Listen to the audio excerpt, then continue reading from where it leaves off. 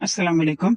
First year BPS biochemistry Satyanarayan book से हम लोग कार्बोहाइड्रेट वाला चैप्टर पढ़ रहे हैं और उसमें जो टॉपिक है वो है स्ट्रक्चर ऑफ ग्लूकोज। तो बेसिक केमिस्ट्री वाली बात है सारी। सबसे पहले ना हेमी एसिटल और हेमी कीटल को ये समझा रहा है। अब हेमी एसिटल हम किसे कहते हैं? देखिए एसिटल से ना समझ आ रहा है कि कुछ अल्डिहाइड से रिलेटेड होगा। अब हेमी एसिटल हम लोग कहते हैं कि ये कंपाउंड्स कब बनते हैं? जब अल्डिहाइड रिएक्ट करता है अल्कोहल से तो बनते हैं हेमी एसिटल। और हेमी कीटल, कीटल मतलब कीटोन, तो जब कीटोन रिएक्ट करेगा अल्कोहल से तो बनेगा हेमी कीटल। ठीक है, तो जो है ना यहाँ पर देखिए दिखाया हुआ है कि ये अल्डिहाइड है, अल्कोहल के साथ रिएक्ट कर रहा है और हेमी एसिडल बन रहा है। अब क्या वो बता रहे हैं यहाँ पे कि हेमी एसिडल और हेमी कीटल का हमें क्यों बता रहे हैं ये ग्लूकोज के स्ट्रक्चर के अंदर? क्योंकि असल में क्या होता है कि ग्लूकोज एक मोनोसेक्राइड है। मोनोसेक्राइड में हमें पता है कि ग्लूकोज होता भी अल्डो हेक्सोज है, तो उसमें एल्डिहाइड ग्रुप होता है और साथ साथ उसके अंदर जो है ना हाइड्रोक्सिल ग्रुप भी होते हैं।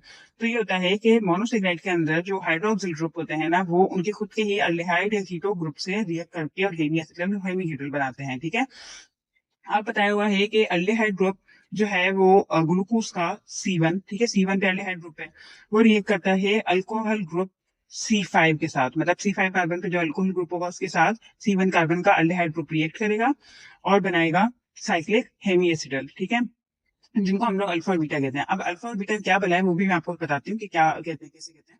खैर फिगर में भी देखेगा हम लोग इसको। अब जो है ना बता रहा है कि जो यहाँ बता रहा है कि ग्लूकोज की जो रिप्रेजेंटेशन वगैरह फिशर फार्मूले से भी करते हैं, हेवर्ट से भी करते हैं। अब फिशर का तो मैंने आपको बताया था, हेवर्ट की बता देती हूँ और ये अल्फा और बीटा फॉर्म क्या होती है ये बताती हूँ। लेकिन फिगर जो है ना वो हम देखते हैं पहले। यहाँ पर फिगर ये है कि यहाँ पर ना ये आप देख रहे होंगे ऊपर सबसे कि ग्लूकोज है, ठीक है, ग्लूकोज का C1 है। C1 के ऊपर होता है अल्डिहाइड ग्रुप। तो अल्डिहाइड ग्रुप ने क्या किया? अल्डिहाइड ग्रुप के अंदर डबल बॉन्ड ऑक्सीजन होता है, तो इसने अपने ऑक्सीजन के साथ डबल बॉन्ड तोड़ा। ठीक है, तो जैसे टूटा तो सिंगल बॉन्ड बन गया। अब वो ऑक्सीजन जो है ना इस वाले कार्बन के साथ दूसरा बॉन्ड अपना बनाएगी। पहले दोनों बॉन्ड कार्बन के साथ बना रखे थे, हाँ वो C5 के से बनाएगी दूसरा बॉन्ड। और उसके अलावा यहाँ पे जो OH ग्रुप था वो शिफ्ट कर गया ऊपर। तो यहाँ को OH ग्रुप शिफ्ट कर गया ऊपर, जो कार्बन की इक्विवेलेंसी फ्री हुई थी, और जो डबल बॉन्ड ऑक्सीजन का था वो टूटा सिर्फ एक सिंगल कार्बन के साथ रहेगा C1 के साथ, और दूसरा बना लिया C5 के साथ। अब इससे हुआ क्या? इससे ये हुआ कि ये पूरा का पूरा जो है ना एक रिंग स्ट्रक्चर में आ गया। ठीक है, ये पूरी एक रिंग बन गई है, क्लोज साइक्लिक रिंग बन गई ना। अब इसे एक तरीके से यहाँ पे डिनोट किया हुआ है, तो रिंग बन गई। तो ये होता है कि जब हम सीधे सीधे जो ये रिप्रेजेंटेशन होती है ना ये होती है फिशर रिप्रेजेंटेशन। और जब हम ऐसे देखते हैं कि साइक्लिक कंपाउंड्स वाली जो है ना टाइप के अंदर जो हमें रिप्रेजेंटेशन मिलती है उसे हम कहते हैं हेवर्ट्स प्रोजेक्शन। ठीक है, अब अल्फा और बीटा फॉर्म भी लिखा होता है। तो अल्फा फॉर्म क्या होता है कि देखिए ये है ऑक्सीजन, इस ऑक्सीजन ने साइक्लिक स्ट्रक्चर में कन्वर्ट किया था। इस ऑक्सीजन को हम लोग बनाते हैं बेस। फिर इसके बाद जो कार्बन होता है ना ये जो ये है ना यहाँ पे कार्बन है, तो ये इसको नंबर 1 कार्बन कहते हैं। ठीक है, नंबर 1 कार्बन या एनोमेरिक कार्बन। एनोमेरिक कार्बन जैसे हम सेकंड लास्ट कार्बन को कहते थे पेनिटोमेट कार्बन, जब हम लोग डी और एल आइसोमर्स देख रहे थे। तो अल्फा और बीटा जो है ना ये भी आइसोमर्स ही कहलाएंगे। इसके अंदर हम लोग नंबर 1 कार्बन को देखते हैं जिसे हम एनोमेरिक कार्बन कहते हैं। उसके ऊपर अगर OH ग्रुप, हमेशा OH ग्रुप ही आकर कहानी बनाते हैं। अगर OH ग्रुप नीचे की साइड पे लगा होगा ना, देखिए डाउनवर्ड लगा हुआ है, तो इसे हम कहते हैं अल्फा। ठीक है, अल्फा कहते हैं तब जब हम लोग डाउनवर्ड लगाते हैं OH ग्रुप। वहीं पर अगर जो OH ग्रुप है वो अगर ऊपर लगा है, ठीक है, ये ऑक्सीजन, ये एनोमेरिक कार्बन, इस पे अगर OH ग्रुप ऊपर लगाए तो इसे हम कहते हैं कि ये है बीटा फॉर्म, तो ये बीटा हो गया। ठीक है, बस इतनी सी बात है। फिर उसके बाद जो है पायरोनोज एंड फ्यूरेनोज स्ट्रक्चर का लिखा हुआ है। तो देखिए सिंपल है, पायरोनोज जो है ना हम लोग कहते हैं कि जब साइक्लिक स्ट्रक्चर हेवर्ट्स प्रोजेक्शन हमने पढ़ा था ना, तो साइक्लिक स्ट्रक्चर्स होते हैं ये। जब साइक्लिक स्ट्रक्चर अगर 6 मेंबर्ड होगी ना, अगर उसमें साइकिल के अंदर भले कोई से भी एटम्स हो, लेकिन अगर वो 6 मेंबर्स होंगे, 6 मेंबर रिंग होगी तो उसे हम पायरोनोज कहेंगे, और अगर 5 मेंबर रिंग होगी तो उसे हम फ्यूरेनोज कहेंगे। ठीक है, तो बताया हुआ ग्लूकोज के जो साइक्लिक फॉर्म्स होते हैं उनमें अल्फा डी पायरोनोज भी होता है, फ्यूरेनोज भी होता है। यानी ग्लूकोज जो है वो 6 मेंबर स्ट्रक्चर बनाता है, 5 मेंबर स्ट्रक्चर बनाता है।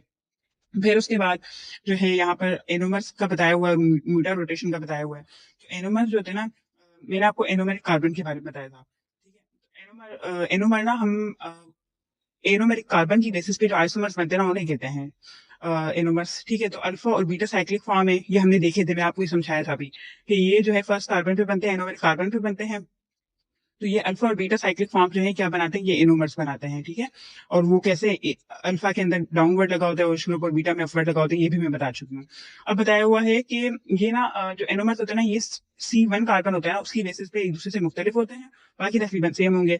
और C1 कार्बन को हम कहते भी एनोमरिक कार्बन है, ठीक है, या उसे हम हेमी एसिडिल कार्बन कहते हैं क्योंकि उसके ऊपर एल्डिहाइड ग्रुप लगा होता है इन केस ऑफ ग्लूकोज, ठीक है। फिर अब क्या है कि अल्फा एनोमर है ना, तो उसके अंदर OH ग्रुप जो है वो लगा होगा held by opposite side of group CH2OH। अब क्या बता रहा है कि अल्फा एनोमर के अंदर OH ग्रुप जो है ना, वो अपोजिट साइड पे लगा होगा CH2OH ग्रुप के। अब ये क्या फारसी बताई, मैंने तो आपको आसान करके बताया था, लेकिन इसने क्या बताया, तो अब ये मैं आपको यहाँ से देख के बताती हूँ। है, ये है CH2OH ग्रुप। तो कह रहा है अल्फा एनोमर के अंदर OH जो है ना, वो CH2OH ग्रुप वाली साइड के अपोजिट साइड पे लगा होगा। तो आसान जबान में ये नहीं कह सकते हम लोग कि एनोमरिक कार्बन पे नीचे की साइड पे लगा होगा, बजाय इसके के CH2OH ग्रुप ये वो। तो मैं आपको आसान बता रही हूँ कि इसको बेशक आप छोड़ दें, बस ये याद रखें कि नीचे की साइड पे लगा होगा डाउनवर्ड, तो उसको हम कहते हैं कि वो है अल्फा फॉर्म, ठीक है। फिर उसके बाद जो है ना बताया हुआ है कि बीटा एनोमर की फॉर्म में ये रिवर्स होता है, यानी CH2OH ग्रुप की साइड पे लगा होता है, ठीक है। और इनकी सर्टेन फिजिकल और केमिकल प्रॉपर्टीज डिफरेंट होती है, ऐसा नहीं कहेंगे हम लोग के सेम सेम होती है, कुछ में डिफरेंट भी होती है। अब म्यूटा रोटेशन क्या होती है, ठीक है, म्यूटा रोटेशन है उनसे हम कहते हैं कि देखें जो अल्फा और बीटा एनोमर्स होते हैं ना, ये हम लोग जब जब भी हम लोग किसी भी मोनोसाइक्लाइड को पानी में डालते हैं ना, वाटर के अंदर डिजोल्व करते हैं, तभी ऑलमोस्ट हमें ना ये जो है हेवर्ट प्रोजेक्शन या साइक्लिक स्ट्रक्चर्स देखने को मिलते हैं। तो क्या होता है, अल्फा और बीटा एनोमर हमें हमेशा सॉल्यूशन फॉर्म में मिलेंगे। तो ना सॉल्यूशन फॉर्म में हमें पता है कि ऑप्टिकल एक्टिविटी होती है। तो ना इनकी अल्फा और बीटा जो एनोमर्स होते हैं ना ग्लूकोज के, जाहिर है ग्लूकोज का अल्फा बनेगा बीटा बनेगा, तो इनकी ना मुख्तलिफ ऑप्टिकल रोटेशन होती है, ठीक है। अब क्या हुआ कि हमने क्या किया कि एक फ्रेशली प्रिपेयर्ड ग्लूकोज सॉल्यूशन हम तैयार किया पानी में, ठीक है, और उसकी हमने ऑप्टिकल रोटेशन देखी, यानी कितनी ऑप्टिकल एक्टिविटी है उसमें से, लाइट पास की तो कितना रोटेट कर रही है, तो उसकी हमें प्लस 112.2 डिग्री मिली। अब क्या हुआ कि पहले ये मिली हमें, फिर उसके बाद आते थे चेंज कर दी गई, एक इक्विलिब्रियम पे आई और इक्विलिब्रियम पे आकर वो प्लस 52.7 डिग्री हो गई, ठीक है। फिर क्या हुआ कि अब एक एल्कली की प्रेजेंस के अंदर वो ऑप्टिकल रोटेशन जो है वो रैपिडली डिक्रीज करेगी, ठीक है, कम होगी। और ऑप्टिकल रोटेशन जो है फिर बीटा ग्लूकोज की बताई हुई है, वो बताई हुई है कि प्लस 18.7 डिग्री, यानी कि अल्फा एनोमर की प्लस 112, बीटा एनोमर की प्लस 18.7 डिग्री और इक्विलिब्रियम पे प्लस 52.7। अब म्यूटा रोटेशन ये बताया हुआ है कि ये जो ऑप्टिकल रोटेशन है ना, उसके अंदर स्पेसिफिक चेंजिंग होती है, और जिसके जरिए अल्फा और बीटा फॉर्म्स होते हैं ना, वो एक दूसरे के अंदर कन्वर्ट हो रहे होते हैं, ठीक है।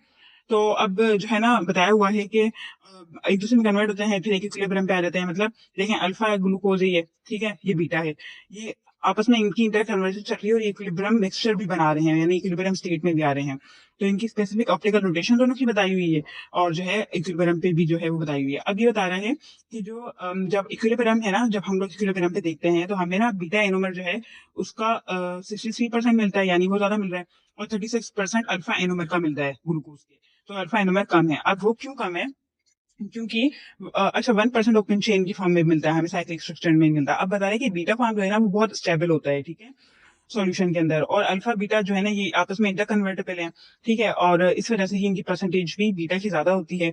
फिर उसके बाद म्यूटा रोटेशन फ्रक्टोज की बताई हुई है, तो फ्रक्टोज का बताया हुआ है कि फ्रक्टोज के अंदर म्यूटा रोटेशन होती है जैसे कि ग्लूकोज में होती है, ठीक है। अब क्या बताया, फ्रक्टोज के केस के अंदर बताया हुआ है कि पायरोनोज यानी कि 6 मेंबर ड्रिंक जो है ना वो कन्वर्ट होती है 5 मेंबर ड्रिंक के अंदर, ठीक है, जब तक एक इक्विलिब्रियम अटेन नहीं हो जाता है।